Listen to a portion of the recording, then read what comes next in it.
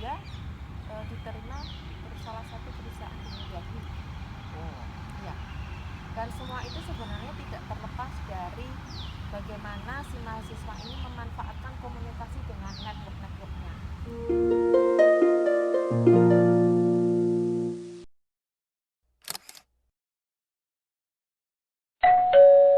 Assalamualaikum warahmatullahi wabarakatuh.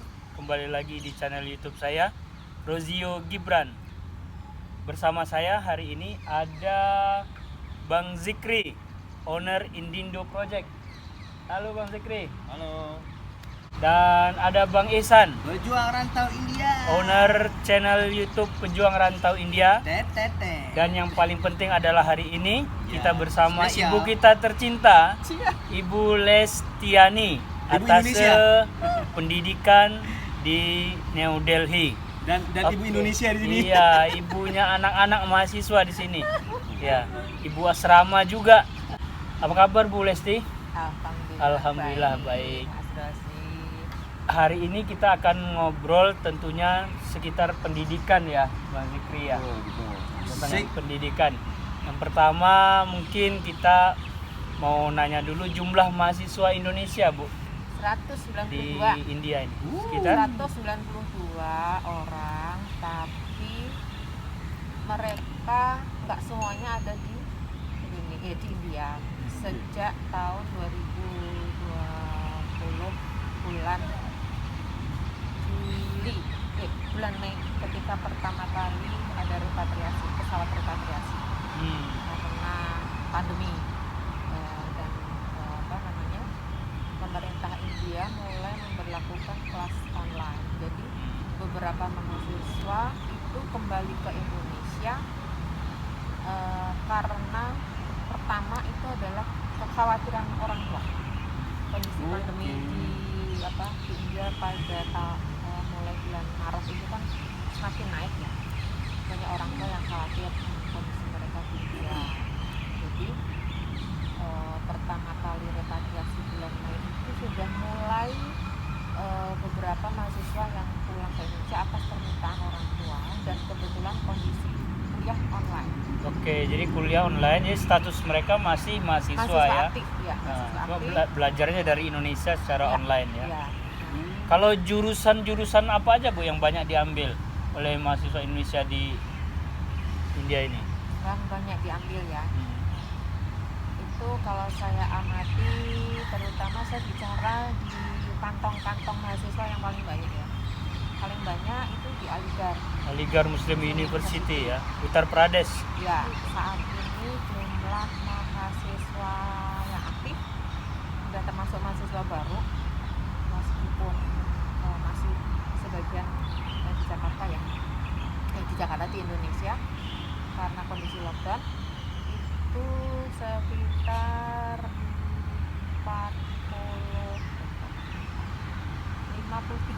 53 mahasiswa Indonesia di Aligarh Muslim University ya. Nah, itu sudah berkurang karena banyak yang sudah lulus juga. Semula itu paling banyak adalah jumlahnya 70 orang. Nah, dari sekian jumlah tersebut paling banyak mereka awal-awal itu ngambil Islamic Studies. Terus kemudian bergeser bertambah ke linguistik, psikologi, ekonomi.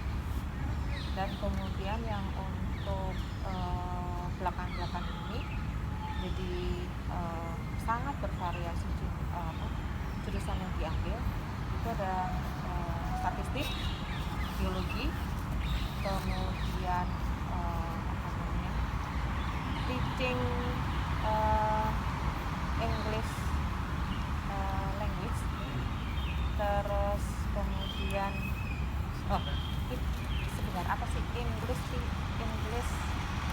teaching language ya, kemudian MBA, computer science, ada lagi geologi, terus politika saya tadi sudah sebutkan. Science juga ya. Komunikatif English. Nah, komunikatif English ini ternyata kalau saya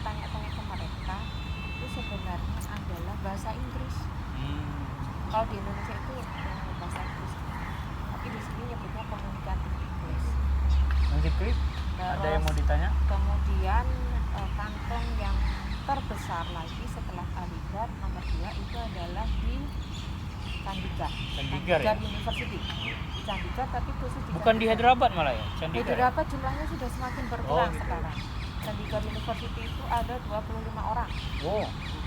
Dan itu Chandigarh University itu perguruan tinggi swasta, termasuk kalau saya amati termasuk yang bagus kualitasnya, makanya tak heran kalau banyak mahasiswa Indonesia yang di sana. Nah, mayoritas yang kuliah di Chandigarh University itu adalah dari Sumatera Utara. Oh. Paling banyak dari 25 itu semuanya sekitar 95% Sumatera Utara, sisanya Bali sama Jakarta. Nah, itu mayoritas mereka ngambil jurusan animasi. Mereka masih Jurusan apa? semua. Animasi. Oh, Animasi, terus kemudian ada lagi tentang hospitality and tourism management. Terus kemudian ada lagi yang journalism. Terus satu lagi apa ya? Kayaknya ini business administration. Nah, kantong yang ketiga terbesar adalah di Lucknow. Oh, Lucknow University ya? Ya, Lucknow University saat ini jumlah mahasiswa aktif itu dari S1 sampai S3 itu 12 orang. Mayoritas mereka dari Lampung. Oh ya. Oh, iya. Oh. Dan mereka Kotak-kotak juga ya itu daerah. Dari satu kampus yang sama dari, ya? dari satu kampus yang sama karena seniornya dulu alumni dari situ.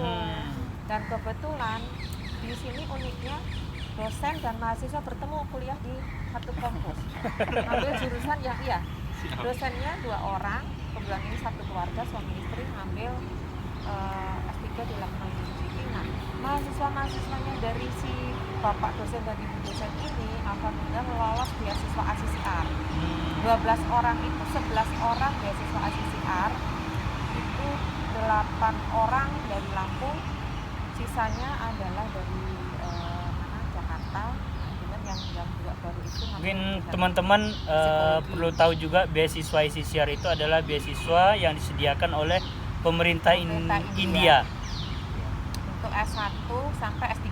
Untuk S1 sampai S3. Nah, dan mereka lucunya satu angkatan itu jurusan agenda sama bahasa Inggris. Saya nggak salah pengajaran bahasa Inggris. Tuh, nah kalau satu orang kebetulan ngambil bahasa Inggris tapi dia sendiri. Bu, saya mau nanya nih. Monggo. Angkat tangan. Mau nanya nih kali. Nah, ibu buruan gitu Bu ya. Sejauh ini yang udah Ibu amati gitu, mahasiswa Indonesia yang kuliah di India, itu bagaimana tingkat persaingan mereka dengan mahasiswa lokal? Mahasiswa lokal. Di sini mahasiswa India. Ini good news ya, good news. Pertanyaannya. Selain mahasiswa di tadi mana? Aligarh, Chandigarh, Lucknow. Nah, di Bangalore itu sudah 2 tahun dari tahun 2018 ya. Itu Kementerian Kominfo itu memberikan beasiswa S2 itu bekerja sama dengan International Institute of Information Technology Bangalore. Itu ngambil Digital Society Management. Nah, itu ada angkatan pertama 6 orang, angkatan kedua 9 orang. Nah, yang angkatan kedua ini the bestnya adalah Indonesia. Oh, luar Nah, biasa. itu berarti kan Biasa, ya. nggak kalah bersaing dong. Itu yang IIT itu ya? Triple ITB. Triple ITB. Dan besok tanggal 4 Juli mereka wisuda.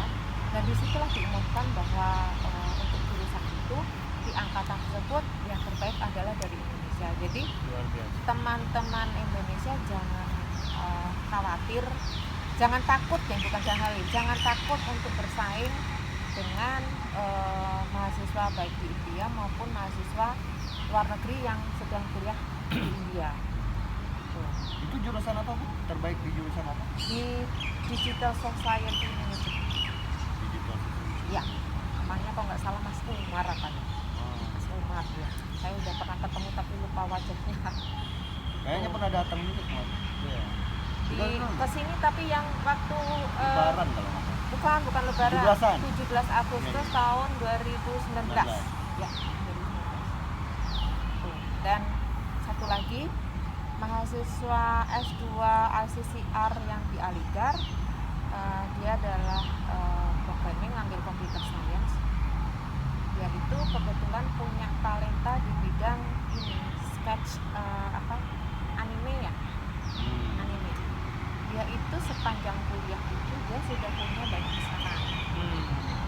Sudah punya banyak pesanan. Nah, jadi dia tidak kembali ke Indonesia, tidak perlu khawatir lagi dengan profesi dia yang akan dia geluti gitu, Kak. Udah nggak repot-repot lagi lah untuk mencari pekerjaan. Satu hal lagi, ada informasi yang bagus adalah alumni dari Madras University baru lulus tahun kemarin kalau nggak salah, itu dia diterima di salah satu perusahaan di New Delhi. Ya. Dan semua itu sebenarnya tidak terlepas dari bagaimana si mahasiswa ini memanfaatkan komunikasi dengan network-networknya.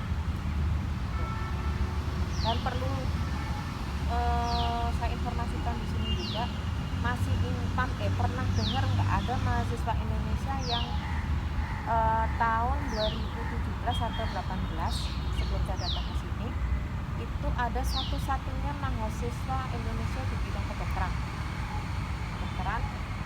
Dia keturunan India juga. Nah, nggak salah dia juga dapat nilai yang Iya. Saya lupa namanya. Ada fotonya waktu itu. Nah, setelah itu dia melanjutkan S2 di UK. Jadi baru jebol nih satu-satunya mahasiswa Indonesia di bidang kedokteran. Nah, yang membahagiakan lagi adalah mahasiswa Indonesia 10 orang bisa tembus di IIT. Iya. Itu S3 Institut loh. Teknologi Indian Institute Technology Indian Institute di Teknologi. 7 IIT. IIT di India itu kan ada 23. Nah, itu mereka semua Persaingannya itu kan sangat ketat. ketat ya. IIT itu mereka tidak kuliah di IIT karena memperoleh beasiswa dia itu adalah Doctoral of Indian for ASEAN gitu. Nah, itu beasiswa S3 khusus diberikan untuk mahasiswa yang berasal dari Itu yang diluncurkan PM ASEAN. Modi ya? Ya, yang pernah diluncurkan Modi pada tahun 2018. Kemudian baru proses seleksi itu baru batch 1 dan batch 2, 10 orang itu. Sebenarnya jumlahnya 15. Tapi 5 orang mengundurkan diri, tinggal 10 orang. Mereka ada di IT Delhi 2 orang, IT Kanpur 3 orang, IT Roorkee 2 orang, IT Jodhpur 1, IT Mumbai 1, IT Hyderabad 1. Ada 6 IT. Dan mereka sangat, menurut saya adalah orang-orang yang tough. Karena setelah mereka masuk kuliah kan selama ini masih online ya, ini materi sudah 2 semester ini. Online itu memang berat.